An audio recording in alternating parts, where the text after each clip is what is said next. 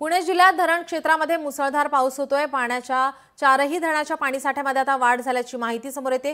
समाधानकारक पाणीसाठा असल्याची जलसंपदा विभागानं माहिती दिलेली आहे। पुण्याला पाणी पुरवठा करणाऱ्या धरणामध्ये आता वाढ झालेली पाहायला मिळते।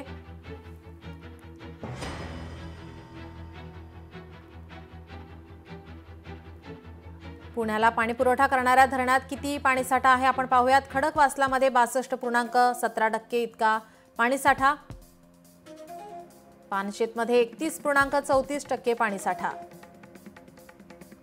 वरसगाव या ठिकाणी 40.44% पाणीसाठा,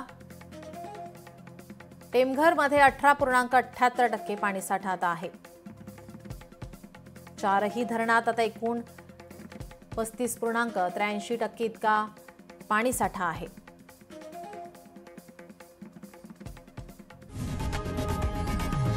लोकशाही मराठी ऐका, पहा, जागरूक रहा।